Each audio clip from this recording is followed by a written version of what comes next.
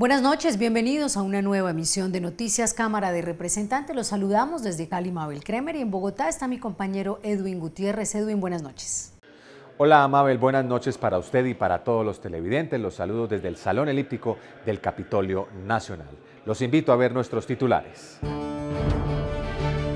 Acuerdo entre el Congreso y el Gobierno salva proyecto que redistribuye la asignación de los recursos por regalías. Los congresistas se la jugaron por fortalecer la descentralización. Luto nacional por el asesinato de varios niños y jóvenes en el suroccidente del país. La Cámara de Representantes exige acciones contra los responsables.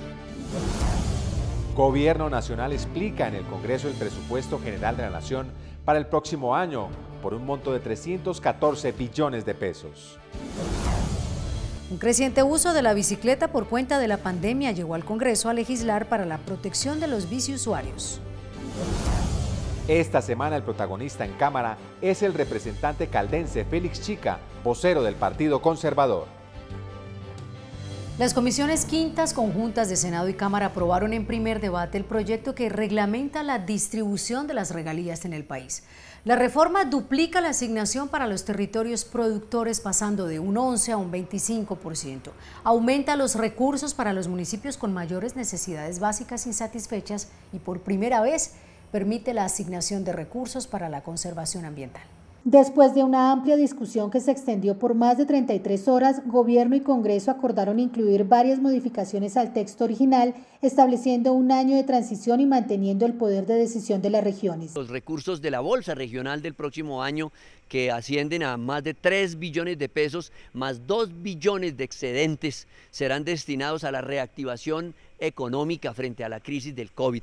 Es decir, que el país va a tener recursos para invertir de manera directa por parte de los departamentos en red terciaria, en electrificación, en agua potable y saneamiento básico y en desarrollo agropecuario. Eso va a garantizar generación de empleo y por supuesto reactivación económica en el próximo año. Quedaron claros varios puntos. Se duplican los recursos para los territorios productores, las regalías para los municipios más pobres suben al 15% y habrá recursos para medio ambiente y comunidades étnicas. Más de 9.5 billones de pesos anuales que le entregarán aproximadamente 2 billones para el año 21, en el que podrán los gobernadores y los alcaldes reactivar la economía a través de vías terciarias.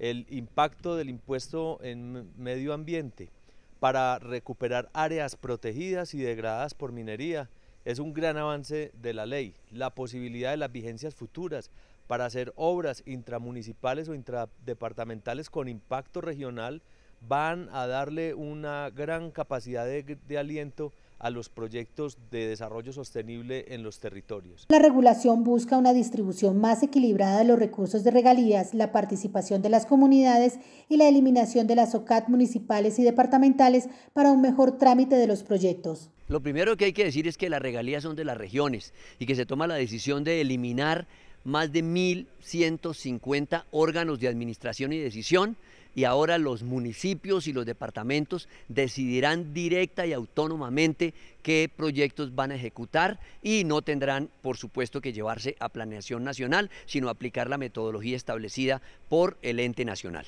La próxima semana será la recta final en el segundo debate en las plenarias de Cámara y Senado. Los tiempos están justos, pues deberá estar aprobado antes del 30 de agosto, fecha límite para su expedición.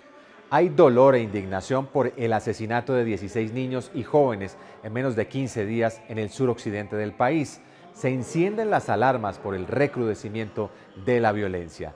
Desde la Cámara de Representantes piden al gobierno acciones para que se investigue con celeridad y estrategias para evitar nuevos hechos de violencia. Representantes a la Cámara repudiaron la ola de asesinatos ocurridos durante los últimos días en los departamentos de Nariño, Cauca, Valle del Cauca y Arauca. Hoy me dirijo a este recinto en honor a aquellos niños en Leiva que iban a entregar una tarea, a los jóvenes que volaban cometa en Cali y a aquellos de Samaniego. En nombre de sus familias hoy destrozadas por el dolor y en nombre de todas las víctimas que nos ha dejado la violencia en nuestro país, en nombre de todos ellos elevo mi voz de protesta. Los hechos ocurridos en Nariño, donde encapuchados dispararon indiscriminadamente contra un grupo de jóvenes en la vereda de Catalina, se suma al deterioro que viene sufriendo esta región y todas las zonas donde los cultivos ilícitos son gasolina para la barbarie, la delincuencia y la criminalidad. Representantes oriundos de Nariño aseguraron que la situación en esta región del país es realmente preocupante. En lo que va corrido de este año se han presentado más de 30 asesinatos violentos y esto hace que el municipio de Samaniego registre una tasa de homicidios la más grande en el mundo. Por esto, legisladores le pidieron al gobierno nacional acciones contundentes contra quienes cometieron estos hechos atroces. Hoy le hacemos un llamado a la fuerza pública para que responda por la seguridad en la zona, para que garantice la investigación y para que encuentre los responsables y los culpables. Y algo tenemos que garantizar,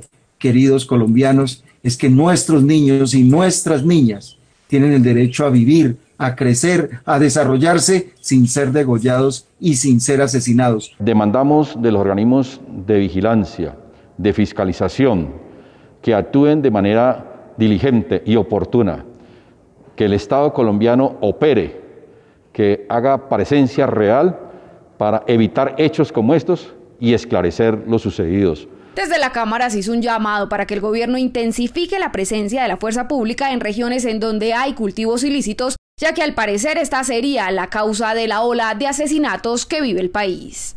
¿Qué hacer ante la caída de las cifras de la economía del país y el aumento del desempleo?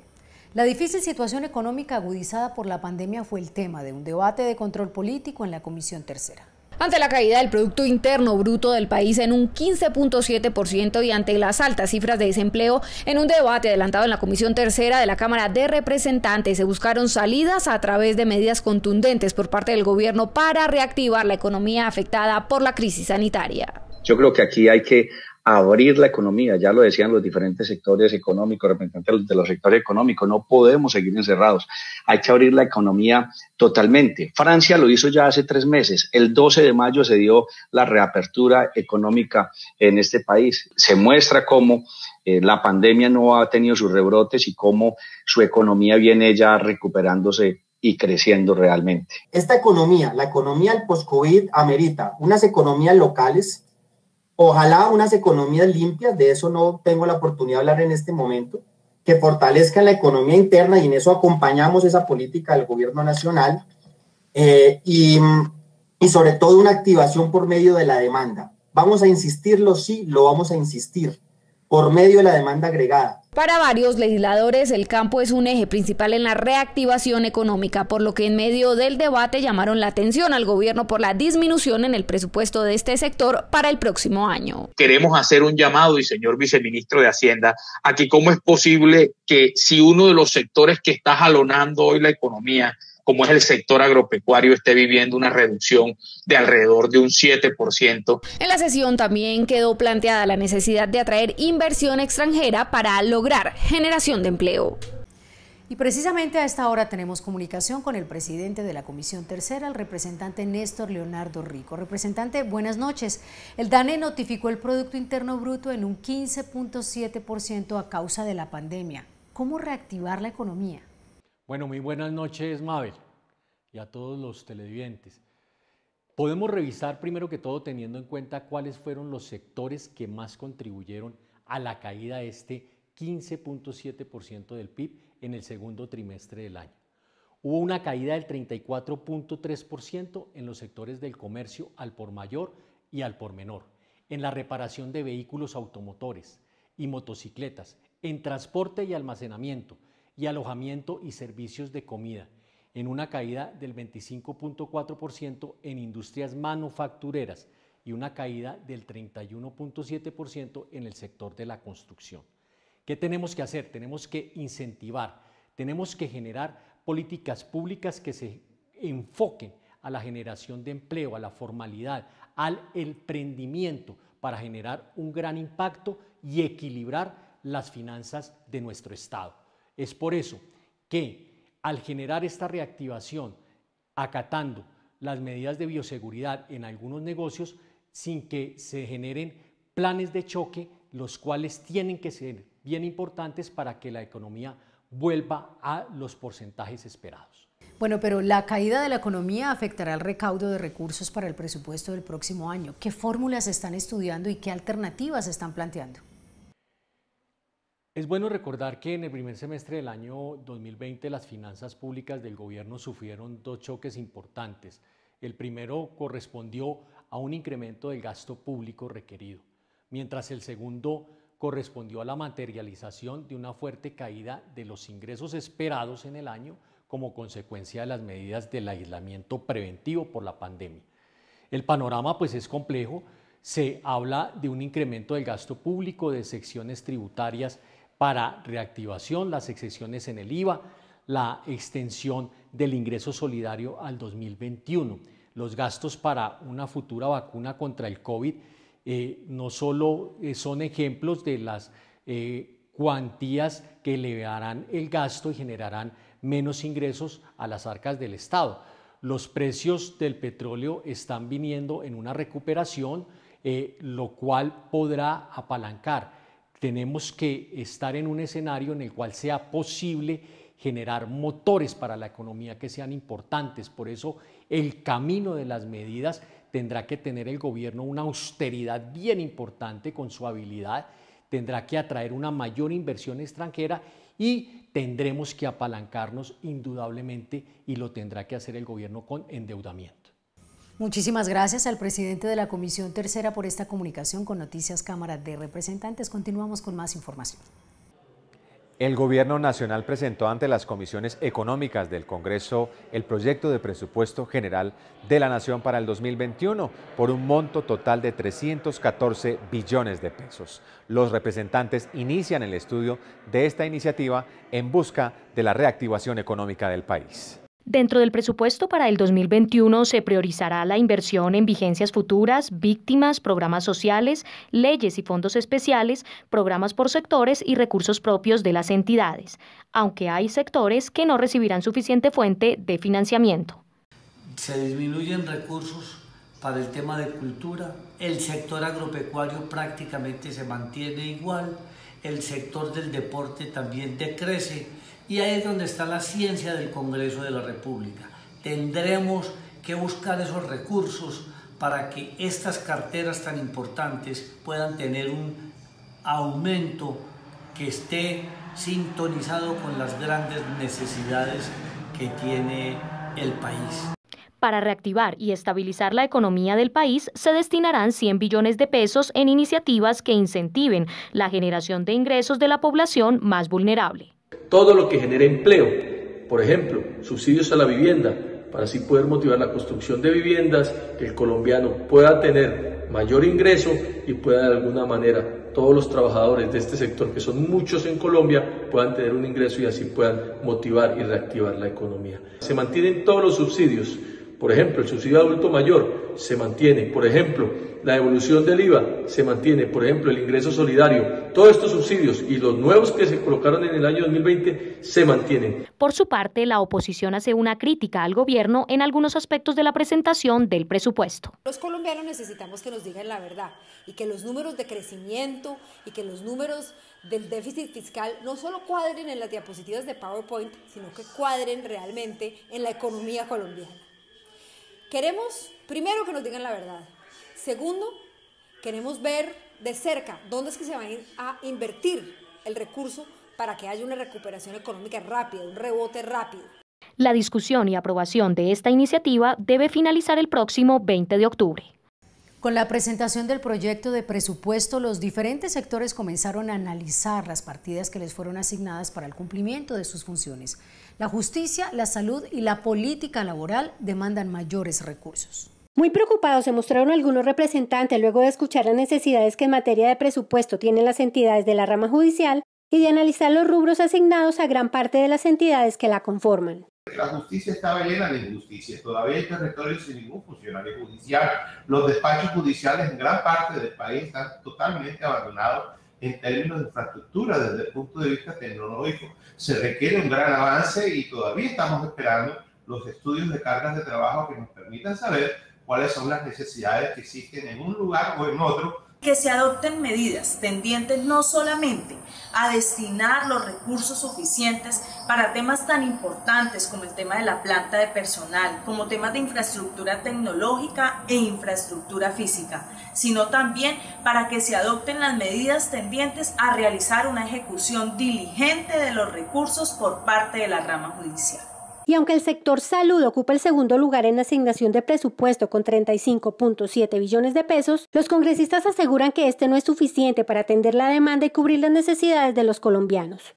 Hay una inquietud que nosotros tenemos y que aún no ha sido resuelta por el gobierno nacional, y es que de ese incremento, que sería casi del 12% comparado con el año pasado, hay una particularidad. De ese total, solo el 2% va dirigido a inversión, el resto a gasto. Y en este momento de pandemia lo que necesitamos es que ese presupuesto de aumento se vaya a inversión para garantizar calidad en aseguramiento, pero sobre todo en atención de salud a los colombianos. La Cámara de Representantes seguirá analizando en los próximos días las asignaciones realizadas a los diferentes sectores del país en el proyecto de presupuesto presentado por el Gobierno Nacional. La pandemia convirtió la bicicleta en la mejor opción de movilidad en el país. Para darle espacio de manera segura a este medio de transporte, avanza la aprobación de un proyecto que busca reglamentar las condiciones para su uso y prevenir la accidentalidad. Durante el primer semestre del año, 114 ciclistas murieron en las vías del país, la mayoría por exceso de velocidad o irrespeto a las señales de tránsito.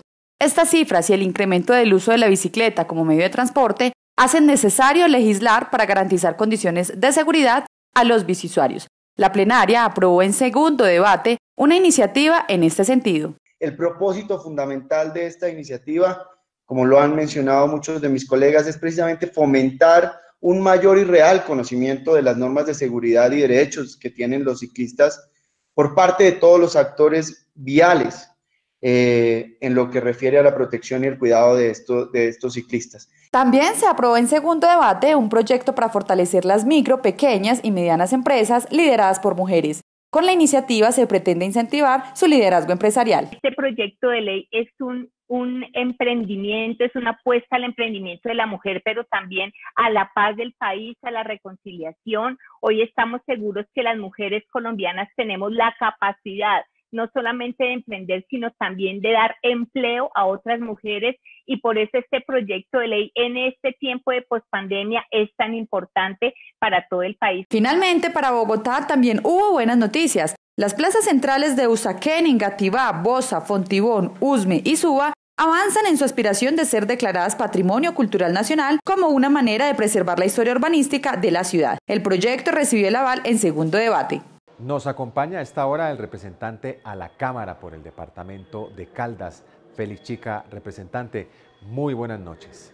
Edwin, buenas noches a usted y a todos los seguidores de este importante programa del noticiero de la Cámara. Representante, usted es el vocero del Partido Conservador en la Cámara. ¿Cuáles son las prioridades de su colectividad para esta legislatura? Bueno, nuestra bancada ha tenido siempre unos temas muy puntuales, además que han sido emblemáticos: defensa del partido, del sector agropecuario, la defensa de fortalecer y proteger a nuestros niños, a nuestras niñas, lo mismo que a las mujeres, darles un papel protagónico en la sociedad colombiana, buscar defenderlos de los feminicidios. Vamos a luchar porque, así como se consiguió en colectivo en la Cámara la cadena perpetua para violadores y abusadores de niños, vamos a trabajar para acompañar a los que abusan de nuestras mujeres y finalmente las asesinan. También vamos a seguir luchando por las juntas de acción comunal, por nuestro medio ambiente. Hay un proyecto importante para buscar darle un trámite juicioso a los residuos y materiales que dejan las obras de construcción. En eso vamos a colocar gran esfuerzo, lo mismo que la defensa y fortalecimiento de nuestros concejales en municipios de quinta y sexta categoría, entre muchas otras condiciones que el partido va a seguir defendiendo. Doctor Chica, usted ha venido liderando el proyecto para mejorar las condiciones laborales de los concejales de todo el país. ¿De qué se trata esta iniciativa? Es un proyecto que busca mejorar las condiciones de los concejales de aquellos municipios de categorías quintas y sextas, preferiblemente. ¿Por qué? Todos ellos tienen que cargar con las inhabilidades e incompatibilidades que tenemos los congresistas, cuando solo reciben remuneración a medida de honorarios por cada sesión que realizan. Estamos buscando que sus familias puedan trabajar en un municipio diferente a la jurisdicción donde ellos ejercen la condición de concejal. Pero adicional estamos buscando que con recursos de los municipios, de los entes territoriales, los concejales se puedan capacitar, se puedan profesionalizar y mejorar, dignificar la condición y calidad del concejal. Otro de los proyectos que usted abandera tiene que ver con el seguro agropecuario. ¿En qué consiste y a quiénes beneficiaría? El seguro agropecuario por índice o paramétrico busca garantizarle a nuestros campesinos, a los pequeños, a los medianos, también a los grandes, que lo que producen, que lo que trabajan, que lo que invierten no se pierda y que ese seguro les garantice a ellos no solo la expectativa de lo que efectivamente quieren ganarse, sino los costos que tuvieron que asumir durante su cosecha. Ante una situación calamitosa de vendavales, de heladas, de granizadas, de altas temperaturas, pero también cuando se volque el camión con la carga llegando a una de las ciudades principales donde quieran llegar con su carga. Ese seguro agropecuario va a garantizarle a todos nuestros campesinos en Colombia que el Gobierno Nacional y el Congreso se preocupa por ellos. Muchas gracias al representante, le deseamos éxitos ahora en la vocería del Partido Conservador. Buenas noches. La elección del Defensor del Pueblo sirvió como modelo para el regreso a las sesiones presidenciales en la Cámara de Representantes. En el Capitolio se hicieron presentes 157 representantes que fueron ubicados en diferentes salones de la corporación. La jornada se realizó sin contratiempos, pero persisten reservas sobre la conveniencia de retomar la presencialidad en estos momentos. Aunque la jornada presencial se sacó adelante, para mantener las normas de bioseguridad se hizo extremadamente extensa. Por eso para muchos representantes las sesiones virtuales han funcionado bien y prefieren continuar operando de esta manera. Considero que debemos seguir en la virtualidad, máxime cuando ya la Corte se manifestó y dijo que con el artículo 3 de la Ley Quinta nosotros excepcionalmente podemos seguir desarrollando nuestra labor legislativa desde el punto de vista de la virtualidad mientras superamos las condiciones excepcionales en las cuales nos encontramos. No, hombre, yo opino que debemos de seguir en la virtualidad. Esto es muy complicado, quedó demostrado que es muy difícil, por lo cual mientras que pase este tema de la pandemia, debemos de seguir en virtualidad. Además, se ha hecho muy bien desde la virtualidad, hemos tenido las garantías todos los partidos, yo creo que seguir desde las regiones haciéndolo así virtualmente, lo hemos hecho bien. También opinaron que se podría pensar en un sistema mixto. Hoy el proceso ha sido un poco extenso, tal vez virtualmente hubiera sido un poco más rápido, pero igualmente estamos en cumplimiento de lo que la Corte dice. Nos parece que más adelante podemos ir avanzando en la presencialidad y que se puede pensar en un sistema mixto. Por otro lado, hay quienes consideran que este es un avance importante para llegar a las sesiones presenciales. Es evidente que con este ejercicio demostró la Cámara que puede ir retomando la presencialidad.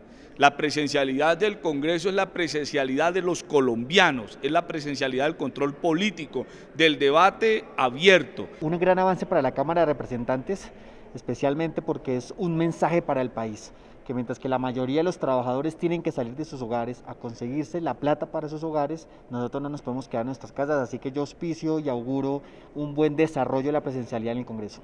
Precisamente en esa jornada que se hizo de manera presencial luego de la elección del Defensor del Pueblo, el presidente de la Cámara, Germán Blanco, manifestó que espera que esta entidad, ahora en cabeza de Carlos Camargo, continúe con la defensa de los derechos de los colombianos con un enfoque territorial. Procedimos inéditamente en medio de la virtualidad a elegir de manera presencial al Defensor del Pueblo por los próximos 4 años, el doctor Carlos Camargo, con una muy amplia y mayoritaria votación. Como su cargo lo amerita, la promoción y la defensa de los derechos humanos. Estas son otras noticias de la Cámara de Representantes.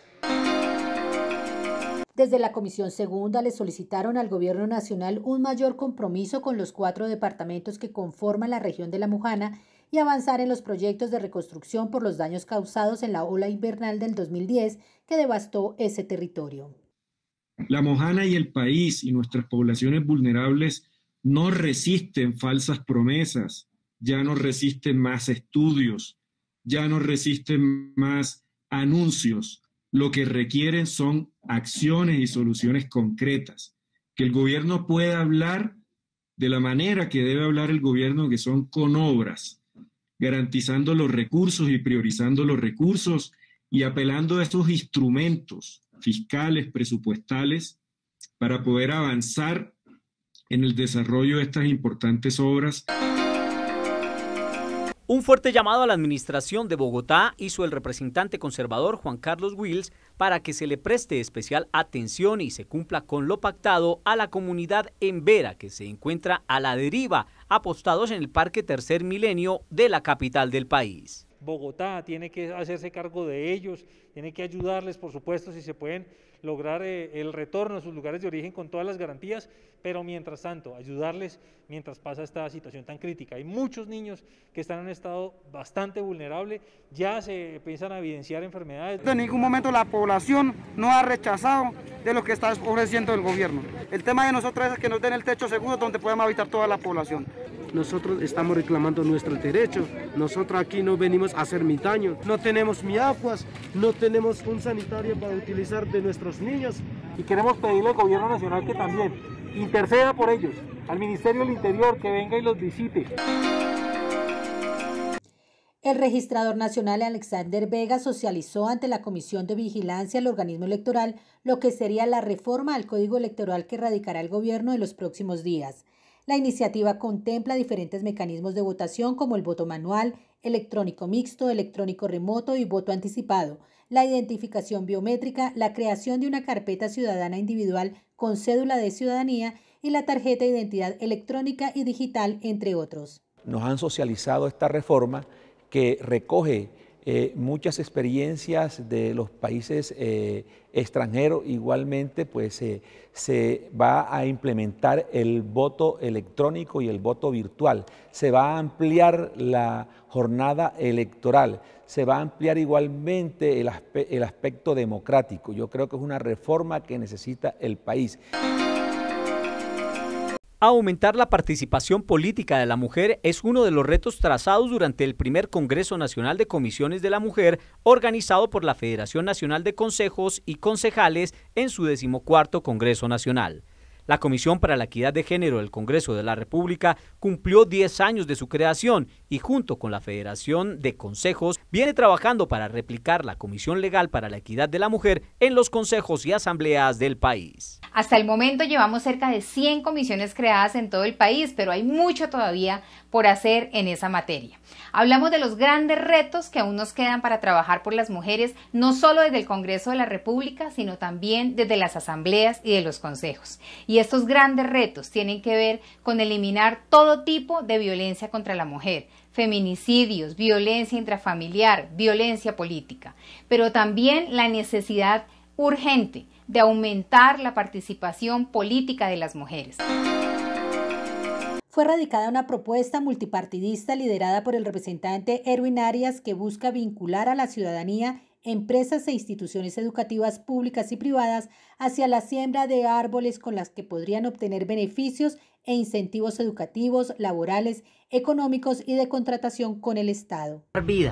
Colombia está dentro de los primeros lugares en deforestación en el mundo.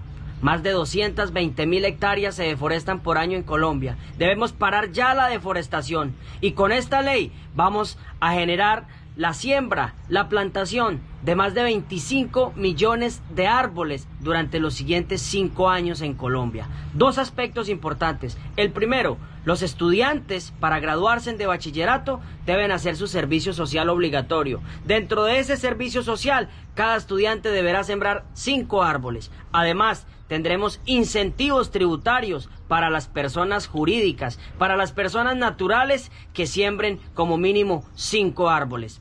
Sembrar un árbol es sembrar vida. Hemos llegado al final de esta emisión. Recuerden que nos pueden seguir en Facebook como Cámara de Representantes Colombia y en Twitter e Instagram como @Cámara Colombia.